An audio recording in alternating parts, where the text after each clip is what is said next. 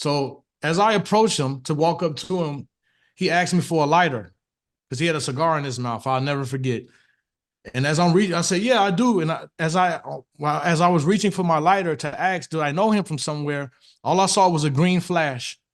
It was a green flash, and then I smelled the smell of like sulfuric. It was like matches, like a book of lighting matches that are being burned. That's what it smells like from a gun. And as I looked down, I saw the green flash, and I smelled the smell, and I looked at him, and he looked at me, and he shot me again. Now this time I saw him shoot me. The first time I didn't see it. And he shot me again in my lower abdomen. But he had this smirk on his face, like, "I got you." And it was like an evil smirk on his face. It's instantaneous when this happened, because when this happened, the first thing that I noticed was the darkness. But this darkness had a different component to it. It was alive. And what I mean by that, it grips you. It's like it just squeezes everything out of you that's good. Meaning, as I was falling, the more faster I was falling down, the more of things I realized that were stripped away from me, like hope, faith, love, happiness, peace. I was getting stripped of everything as I'm falling. It's kind of hard to explain, but that's the closest I can get to it. But the more I start falling and falling faster and faster down, the more terrified. And it's a fear. The fear is even different in the spiritual realm. But one thing I started to notice was a horrible smell. It was a smell. And the smell was so bad. The smell was even spiritual, because the smell cannot exist here on earth. There is no way. If you was to smell that, or I was to smell that here on earth, you would die. You would die. It's probably worse than a nerve gas. It was horrible. It was more rotten than any other pile of dead bodies or dead animals. It is way beyond that. But as I'm falling, I noticed the smell. And then I started to notice it was a little light. And as I'm falling, the light is getting bigger and bigger and bigger. And I'm terrified now. First thing I noticed, it looked like a portal. It looked like a glowing orange yellow portal with rocks around it. Like it was like I was falling into the earth. And then I felt the gust of heat. And then simultaneously I heard the screams, yells. And it sounded like millions of people. As I'm falling into the portal, you can see that it's rocks. It was like an opening, but it was rocks. And I felt the heat, extreme heat that is beyond comprehension. The smell, the noise, and the heat. See, people don't understand in the spiritual world, okay? You still have all your five senses, but they're heightened. They're maximized. They're way worse. You can hear better, you can see, you can feel everything, but it's way times a million. So as I fall down, and you can just instantly tell, and I knew that I was in the earth. I knew I was still on the earth, but in a different dimension. Okay, hell is on earth, but it's in a different dimension, but it's still here on earth. So as I fall down this portal, I hit the bottom. Wow, I hit the bottom. As soon as I hit the bottom, instantly I couldn't move. Like the way we move now, we have the freedom to move. And this, I felt heavy. I felt like I weighed 800 to 900 pounds. Okay, and it just felt heavy. I couldn't move my arms. I couldn't breathe, because now that I realized, looking back in hindsight, that I wasn't breathing at all. But we're so used to breathing here subconsciously. Every time I tried to breathe, it was like, there was nothing. I couldn't, and it made me feel extra drained, and I was extra heavy. But I got over that fast, because what I saw when I was trying to get up, there were these pits, okay? As I can get up as much as I could, I can see, as far as my eye can see, there were pits. In these pits, I mean, there had to be thousands and thousands of rows of pits. But within these pits, the only way you can see there, because it was also dark, but the flames that were coming from these pits were illuminating the area. So that's the only way I can see. There were people in these pits. I mean, it had to be, in each pit, there had to be hundreds of people in each pit, and they were screaming. Some of them looked like pure just skeletons. Some of them had flesh still hanging off of them, and most of them looked like skeletons, and they were screaming. But what really got me is what I saw on the edge of each of the pits. There were like creatures, the demons, now that I know what they are. Okay. Some of them were so big. Some of them were so tall, like 13 feet tall, 18 feet tall. And some of them were so small, but they were around the pits, stuffing the people back in because they were trying to crawl out of the pits.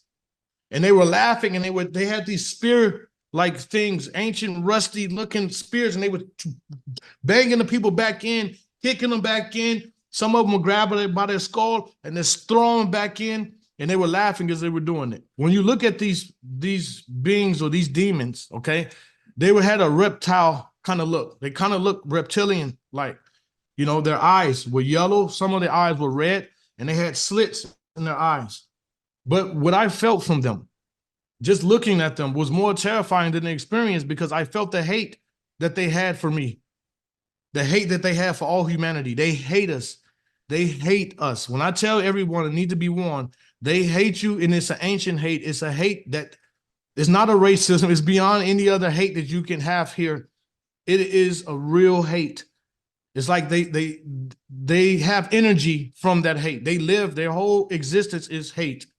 So as I'm trying to get up, the first thing I felt, I got grabbed. Something grabbed me in the back of the head. And it was obviously a big demon that grabbed me. And when it pulled me up, now that I know it was the Lord, I was able to see the scope of where I was and how horrible and the things that were going on. Now, in between these pits, there are people who were getting tortured in the lanes, in the aisles of the pits. There are people getting tortured. People were getting their faces ripped off.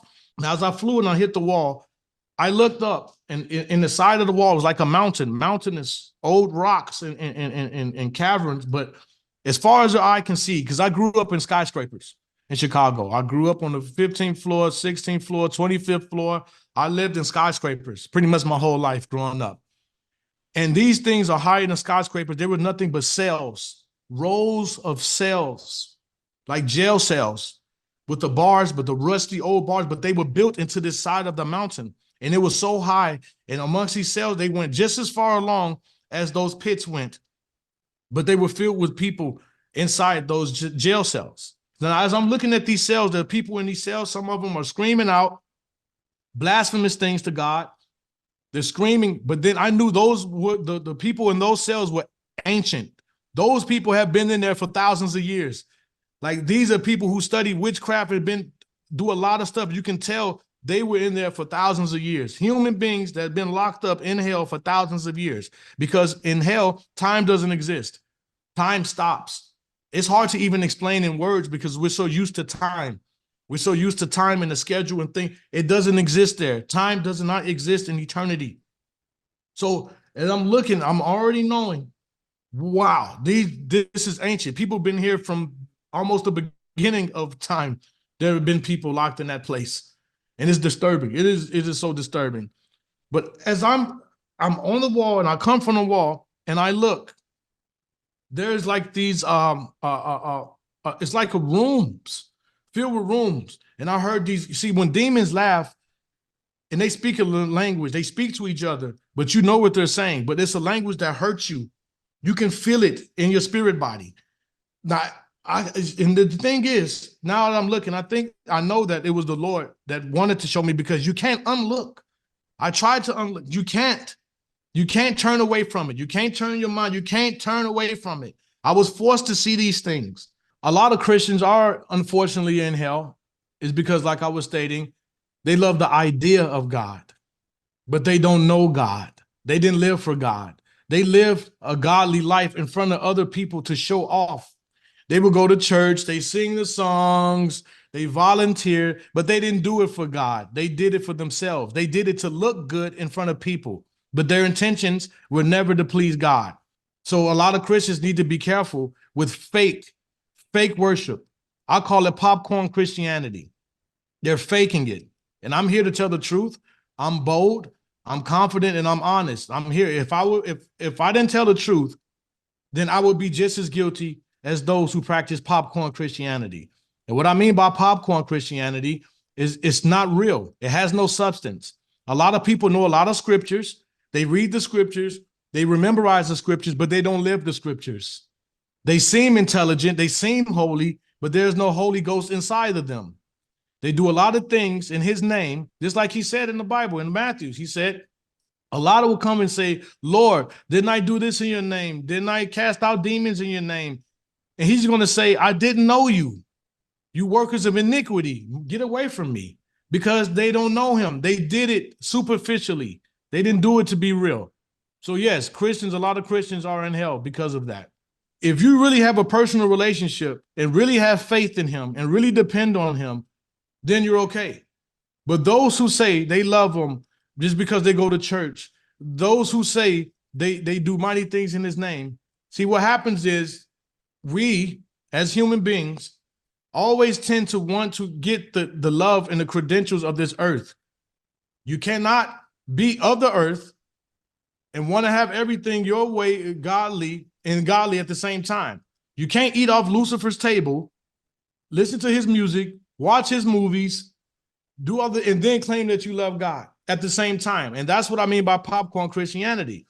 They do things on the surface, but in their hearts, they still gossipers. They run people from the church because the church has become very judgmental of others instead of accepting of others.